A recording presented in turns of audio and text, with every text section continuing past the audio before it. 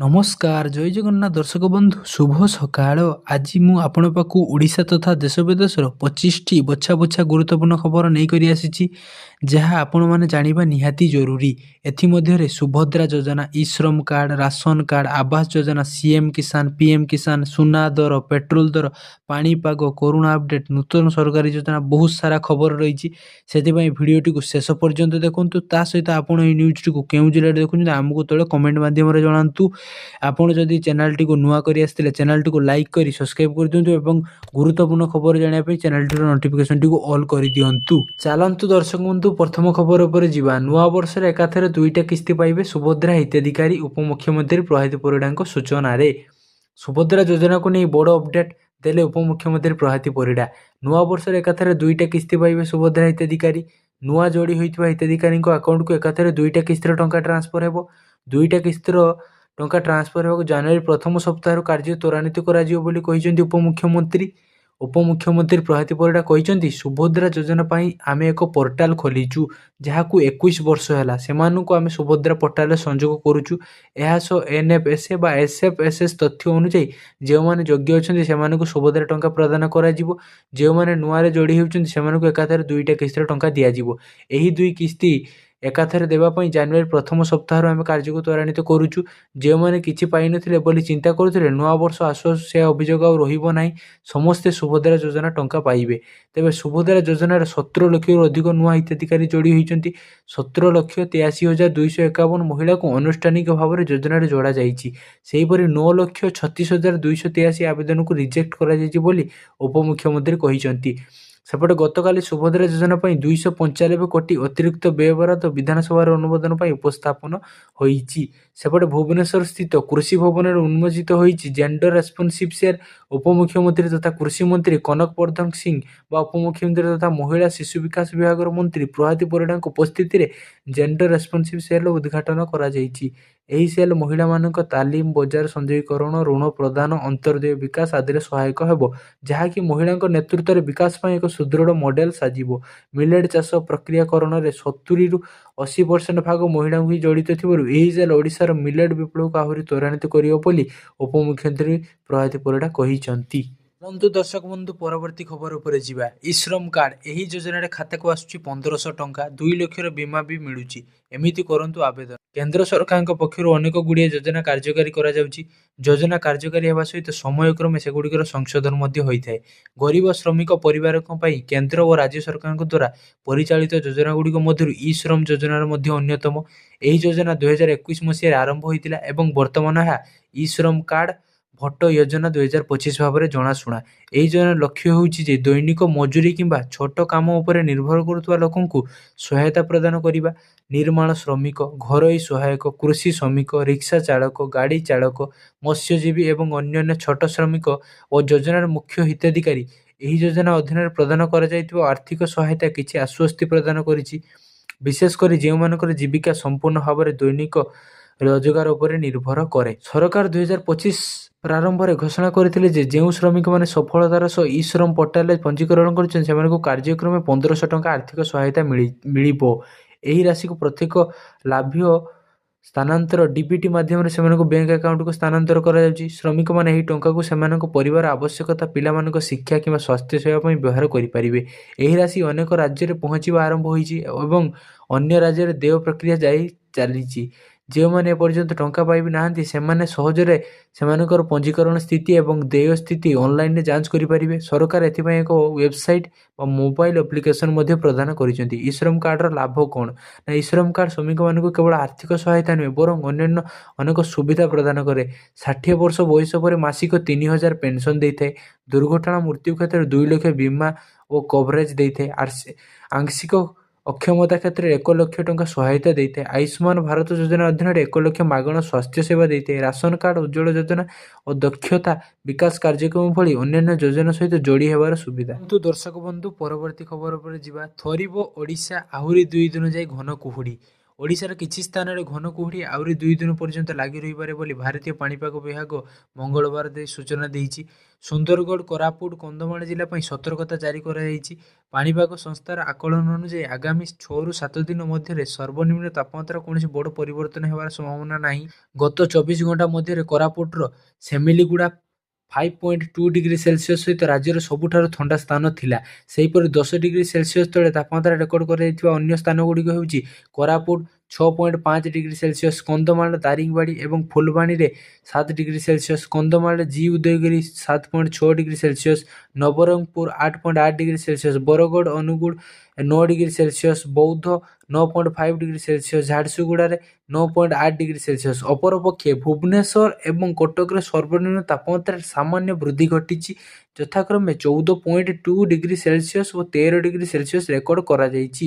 ଦକ୍ଷିଣ ଅଭ୍ୟନ୍ତରୀଣ ଓଡ଼ିଶାରେ ଗୋଟିଏ କିମ୍ବା ଦୁଇଟି ସ୍ଥାନରେ ପାରଦ ସ୍ୱାଭାବିକ ଠାରୁ ପ୍ରାୟ 6ରୁ 7 ଡିଗ୍ରୀ ସେଲସିୟସ୍ ହ୍ରାସ ପାଇଥିବା ବେଳେ ଉତ୍ତର ଅଭ୍ୟନ୍ତରୀଣ ଓଡ଼ିଶାର କିଛି ସ୍ଥାନରେ 3ରୁ 4 ଡିଗ୍ରୀ ସେଲସିୟସ୍, ଦକ୍ଷିଣ ଓଡ଼ିଶା ଏବଂ ଉତ୍ତର ଉପକୂଳ ଓଡ଼ିଶାରେ କିଛି ସ୍ଥାନରେ 2 ଡିଗ୍ରୀ ସେଲସିୟସ୍, ଉତ୍ତର ଅଭ୍ୟନ୍ତରୀଣ ଓଡ଼ିଶାରେ ଗୋଟିଏ କିମ୍ବା ଦୁଇଟି ସ୍ଥାନରେ 2 ଡିଗ୍ରୀ ସେଲସିୟସ୍ ହ୍ରାସ ପାଇଛି। IMD ଅନୁଯାୟୀ ଆଗାମୀ 5ରୁ 6 ଦିନ ମଧ୍ୟରେ ଭୁବନେଶ୍ୱର ଓ କଟକରେ ପାରଦ 12 ଡିଗ୍ରୀ ସେଲସିୟସ୍ ପାଖାପାଖି ରହିପାରେ। ଚାଲନ୍ତୁ ଦର୍ଶକ ବନ୍ଧୁ ପରବର୍ତ୍ତୀ ଖବରକୁ ଯିବା। ବାୟୁ ପ୍ରଦୂଷଣ ଯୋଗୁଁ 5ମ ଶ୍ରେଣୀ ଯାଏଁ ବନ୍ଦ ହେଲା ସ୍କୁଲ ପରୀକ୍ଷା ବାତିଲ। ଉତ୍ତରପ୍ରଦେଶର ନଏଡାର ନର୍ସରୀ ଠାରୁ 5ମ ଶ୍ରେଣୀ ପର୍ଯ୍ୟନ୍ତ ସମସ୍ତ ସ୍କୁଲକୁ ବନ୍ଦ ରଖିବାକୁ ନିର୍ଦ୍ଦେଶ ଦିଆଯାଇଛି। ଦିଲ୍ଲୀ NNCR ପ୍ରଦୂଷଣ ଯୋଗୁଁ ଗ୍ରେଟର ନଏଡାର CBSE, ICSE, UP ବୋର୍ଡ ଏବଂ ଅନ୍ୟାନ୍ୟ ବୋର୍ଡ ଶ୍ରେଣୀଗୁଡ଼ିକୁ ପରବର୍ତ୍ତୀ ସୂଚନା ପର୍ଯ୍ୟନ୍ତ ଅନଲାଇନ୍ ମୋଡକୁ ସ୍ଥାନାନ୍ତରିତ କରାଯାଇଛି।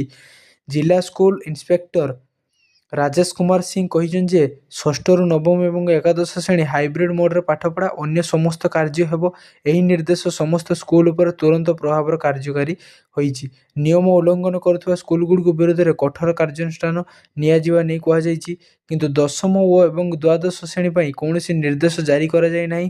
ବୋର୍ଡ ପରୀକ୍ଷା ଯୋଗୁଁ ସେମାନଙ୍କର କ୍ଲାସଗୁଡ଼ିକୁ ଯଥାରୀତି ଜାରି ରହିବ। ପରିଷଦ ସ୍କୁଲଗୁଡ଼ିକରେ ଚାଲିଥିବା ପରୀକ୍ଷାଗୁଡ଼ିକୁ ବାତିଲ କରାଯାଇଛି। BM ରାହୁଲ ବା ପନୱାର କହିଛନ୍ତି ଯେ 5ମ ଶ୍ରେଣୀ ପର୍ଯ୍ୟନ୍ତ ପରୀକ୍ଷା ପରବର୍ତ୍ତୀ ସମୟରେ କରାଯିବ, ତଥାପି 6ରୁ 8ମ ଶ୍ରେଣୀ ପର୍ଯ୍ୟନ୍ତ ପରୀକ୍ଷା ଜାରି ରହିବ। ନଏଡାର ବାୟୁ ବିଷାକ୍ତ ହୋଇଯାଇଛି। ଗ୍ରେଟର ନଏଡାର AQI ବା 500 ଅତିକ୍ରମ କରିଛି। ବର୍ଦ୍ଧିତ ପ୍ରଦୂଷଣକୁ ଦୃଷ୍ଟିରେ ରଖି ପ୍ରଶାସନ ପକ୍ଷରୁ ଏହି ନିଷ୍ପତ୍ତି ନିଆଯାଇଛି। ପିଲାମାନଙ୍କ ସୁରକ୍ଷାକୁ ଧ୍ୟାନରେ ରଖି ଏହି ନିର୍ଦ୍ଦେଶ ତୁରନ୍ତ ଜାରି କରାଯାଇଛି। ଦର୍ଶକ ବନ୍ଧୁ ପରବର୍ତ୍ତୀ ଖବର ଉପରେ ଯିବା। ଗ୍ରାହକଙ୍କ ପାଇଁ ଖୁସି ଖବର, କମିଲା ସୁନା ଦର, ଏବେ ହିଁ କିଣନ୍ତୁ ମନ ଇଚ୍ଛା ଅଳଙ୍କାର। ଆଜି ଭାରତୀୟ ବଜାରରେ 24 କ୍ୟାରେଟ୍ ସୁନା 1,33,860 ଟଙ୍କା ରହିଛି। ସେହିପରି 22 କ୍ୟାରେଟ୍ ସୁନା ଦର 1,22,700 ଟଙ୍କା ଛୁଇଁଛି।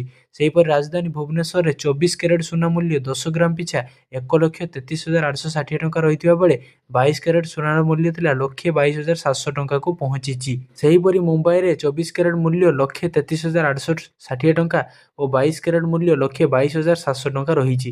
ନୂଆଦିଲ୍ଲୀରେ 22 କ୍ୟାରେଟ୍ 1,34,010 ଟଙ୍କା ଓ 22 କ୍ୟାରେଟ୍ 1,22,850 ଟଙ୍କା ରହିଛି। ଦକ୍ଷିଣ ଭାରତର ପ୍ରମୁଖ ସହର ଚେନ୍ନାଇରେ 24 କ୍ୟାରେଟ୍ ମୂଲ୍ୟ ହେଉଛି 1,34,730 ଟଙ୍କା ଥିଲାବେଳେ 22 କ୍ୟାରେଟ୍ 1,23,500 ଟଙ୍କା ରହିଛି। ପୂର୍ବ ଭାରତର ପ୍ରମୁଖ ସହର କୋଲକାତାରେ ଯଥାକ୍ରମେ 1,33,860 ଓ 1,22,700 ଟଙ୍କା ରହିଛି। ଅନ୍ୟପଟେ ରୂପା ମୂଲ୍ୟ କିଲୋ ପିଛା 1,69,100 ଟଙ୍କା ହୋଇଛି। ଯଦି ଆପଣ ସୁନାର ଶୁଦ୍ଧତା ଯାଞ୍ଚ କରିବାକୁ ଚାହୁଁଛନ୍ତି, ତେବେ ଆପଣ BIS କେୟାର ଆପ୍ରେ ଯାଞ୍ଚ କରିପାରିବେ। ସୁନାର ଲାଇସେନ୍ସ ନମ୍ବର, ହଲମାର୍କ କିମ୍ବା ପଞ୍ଜୀକରଣ ସଂଖ୍ୟା ଭୁଲ ଥିଲେ ଆପଣ ସିଧାସଳଖ ସରକାରଙ୍କ ନିକଟରେ ଅଭିଯୋଗ କରିପାରିବେ। ଅଭିଯୋଗ କରିବା ପରେ ଏହି ପ୍ରସଙ୍ଗରେ କ'ଣ ପଦକ୍ଷେପ ନିଆଯାଇଛି ସେ ସମ୍ବନ୍ଧରେ ସୂଚନା ପାଇପାରିବେ। ଚାଲନ୍ତୁ ଦର୍ଶକ ବନ୍ଧୁ ପରବର୍ତ୍ତୀ ଖବର ଉପରେ ଯିବା। OTET ଏକ୍ଜାମ୍ 2025 17 ତାରିଖରେ ହେବାକୁ ଥିବା OTET ପରୀକ୍ଷା ସମୟର ପରିବର୍ତ୍ତନ। ଶିକ୍ଷକଙ୍କ ଯୋଗ୍ୟତା ନିର୍ଦ୍ଧାରଣ ପାଇଁ ଆବଶ୍ୟକ ଓଡ଼ିଶା ଶିକ୍ଷକ ଯୋଗ୍ୟତା ପରୀକ୍ଷା OTET ଆସନ୍ତା 17 ତାରିଖରେ ହେବ। ଡିସେମ୍ବର 17 ତାରିଖରେ ଅନୁଷ୍ଠିତ ହେବାକୁ ଥିବା OTET ପରୀକ୍ଷାରେ ସମୟ ବଦଳିଛି। ଏହାର ସମୟ 30 ମିନିଟ୍ ପରିବର୍ତ୍ତନ କରାଯାଇଛି। ପୂର୍ବରୁ ପେପର 2 ପରୀକ୍ଷା ସମୟ ଅପରାହ୍ନ 1:30ରୁ 4ଟା ଯାଏ ପରୀକ୍ଷା ଅନୁଷ୍ଠିତ ହେବାର ଥିଲା। ଏବେ ଏହା ଅପରାହ୍ନ 2ଟାରୁ 4:30 ଯାଏ ଅନୁଷ୍ଠିତ ହେବ। OTET ପେପର 1 ପରୀକ୍ଷା ସକାଳ 9ଟାରୁ 11ଟା ପର୍ଯ୍ୟନ୍ତ ଅନୁଷ୍ଠିତ ହେବ। ପେପର 1 ପାଇଁ 47,720 ଜଣ ପ୍ରାର୍ଥୀ, ପେପର 2 ପାଇଁ 12,659 ଜଣ ପ୍ରାର୍ଥୀ ପଞ୍ଜୀକୃତ କରିଛନ୍ତି। ଚାଲନ୍ତୁ ଦର୍ଶକ ବନ୍ଧୁ ପରବର୍ତ୍ତୀ ଖବରକୁ ଯିବା। ସମ୍ବଲପୁରରେ ଚାଷୀଙ୍କ ନିଆରା ପ୍ରତିବାଦ, କେଜି ପିଛା 10 ଟଙ୍କାରେ ବିକିଲେ ଧାନ। ଦର ବଢ଼ିଗଲେ ସରକାରଙ୍କ ଚେତାଇବା ପାଇଁ ସେହି ସାମଗ୍ରୀକୁ କମ୍ ଦାମରେ ବିକ୍ରି କରି ପ୍ରତିବାଦ କରିଥାନ୍ତି ବିଭିନ୍ନ ରାଜନୈତିକ ଦଳ। ହେଲେ ଅମଳ ପରେ ଧାନ ବିକି ନଥିବାରୁ କିଲୋ ପିଛା 10 ଟଙ୍କାରେ ବିକ୍ରି ପ୍ରତିବାଦ ଜଣାଇଛନ୍ତି ସମ୍ବଲପୁର ଚାଷୀ। ଅନ୍ୟପଟେ ଆନ୍ଦୋଳନ ପରେ ଆଜି ପୁଣି କିଛି ଚାଷୀ ଟୋକନ ଦେଇଛନ୍ତି ସରକାର। ସମ୍ବଲପୁର ଜିଲ୍ଲାପାଳଙ୍କ କାର୍ଯ୍ୟାଳୟ ସାମ୍ନାରେ ହାଟ ବସିଛି। ରାସ୍ତାକଡ଼ ହାଟରେ କଷ୍ଟ ଉପାର୍ଜିତ ଧାନ ବିକ୍ରି କରୁଛନ୍ତି ଚାଷୀ। ପୁଣି ଧାନ କେଜି ମାତ୍ର 10 ଟଙ୍କା। ପଥଚାରୀ ଚାଷୀମାନଙ୍କଠାରୁ ଧାନ କିଣୁଛନ୍ତି। ଏପଟେ ଜୋରଦାର ନାରାବାଜି ଚାଲିଛି। ସରକାରଙ୍କ ବିରୋଧରେ ସ୍ଲୋଗାନ ଦେଉଛନ୍ତି ଚାଷୀ। ଟୋକନ ନ ମିଳିବା ଫଳରେ ଅଭାବୀ ବିକ୍ରିର ସମ୍ମୁଖୀନ ହେଉଛନ୍ତି ଚାଷୀ। ଏମିତି ନିଆରା ଢଙ୍ଗରେ ସରକାରଙ୍କୁ ଶୁଣାଇଥାନ୍ତି ତାଙ୍କ ବେଦନା। ପ୍ରତିବାଦ କରି ରାଜରାସ୍ତାରେ ନିଜର ଦୁଃଖ ଢାଳୁଛନ୍ତି। ସମସ୍ୟାର ସମାଧାନ ନହେଲେ ବଡ଼ ଆନ୍ଦୋଳନ ଚେତାବନୀ ଦେଇଛନ୍ତି କୃଷକ ନେତା। ପ୍ରତିବାଦରେ ପୂର୍ବତନ ମନ୍ତ୍ରୀ ରୋହିତ ପୂଜାରୀ ସାମିଲ ହେବାର କିଛି ସମୟ ପରେ ବିଧାୟକ ଜୟନାରାୟଣ ମିଶ୍ର ମଧ୍ୟ ପହଞ୍ଚିଥିଲେ।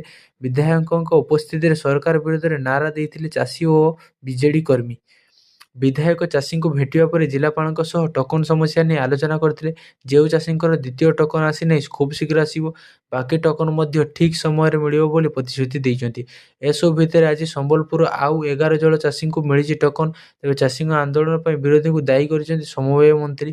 ତେବେ ସମ୍ବଲପୁର, ବରଗଡ଼, ସୋନପୁର, କଳାହାଣ୍ଡି ସବୁଠି ସମାନ ଅବସ୍ଥା। ଟୋକନ ସମସ୍ୟାକୁ ନେଇ ଦହଗଞ୍ଜ ଚାଷୀ। ଚାଲନ୍ତୁ ଦର୍ଶକ ବନ୍ଧୁ ପରବର୍ତ୍ତୀ ଖବର ଉପରେ ଯିବା। ବିସିସିଆଇର କଡ଼ା ନିର୍ଦ୍ଦେଶ। ସମସ୍ତ ଭାରତୀୟ ଖେଳାଳିଙ୍କ ପାଇଁ 2ଟି ମ୍ୟାଚ୍ ବାଧ୍ୟତାମୂଳକ। ଭାରତୀୟ କ୍ରିକେଟ କଣ୍ଟ୍ରୋଲ ବୋର୍ଡ ବିସିସିଆଇ ସମସ୍ତ ଜାତୀୟ ଦଳର ଖେଳାଳିଙ୍କ ପାଇଁ ଏକ କଡ଼ା ନିୟମ ଲାଗୁ କରିଛି। ଆସନ୍ତା ଡିସେମ୍ବର 24ରୁ ଆରମ୍ଭ ହେବାକୁ ଥିବା ବିଜୟ ହଜାର ଟ୍ରଫିର ଅତିକମରେ 2ଟି ଦିନିକିଆ ମ୍ୟାଚ୍ ଖେଳିବାକୁ ବର୍ତ୍ତମାନ ସମସ୍ତ ଭାରତୀୟ ଖେଳାଳିଙ୍କ ପାଇଁ ବାଧ୍ୟତାମୂଳକ କରାଯାଇଛି। ବିସିସିଆଇ ଚାହୁଁଛି ଯେ ଦକ୍ଷିଣ ଆଫ୍ରିକା ବିପକ୍ଷ ଶେଷ ଟି20 ଡିସେମ୍ବର 19, ଅହମ୍ମଦାବାଦ ବା ନ୍ୟୁଜିଲାଣ୍ଡ ବିପକ୍ଷ ପ୍ରଥମ ଓ ଦିନିକିଆ ଜାନୁଆରୀ 11, 2024 ମଧ୍ୟରେ ଥିବା 3 ସପ୍ତାହର ବ୍ୟବଧାନରେ ସମସ୍ତ ବରିଷ୍ଠ ଖେଳାଳି ଘରୋଇ କ୍ରିକେଟ ଖେଳନ୍ତୁ। ଏହି ନିର୍ଦ୍ଦେଶନାମା ଅଜିତ ଅଗରଙ୍କ ନେତୃତ୍ୱାଧୀନ ଜାତୀୟ ଚୟନ କମିଟି ଦ୍ୱାରା ଖେଳାଳିମାନଙ୍କୁ ଜଣାଇ ଦିଆଯାଇଛି।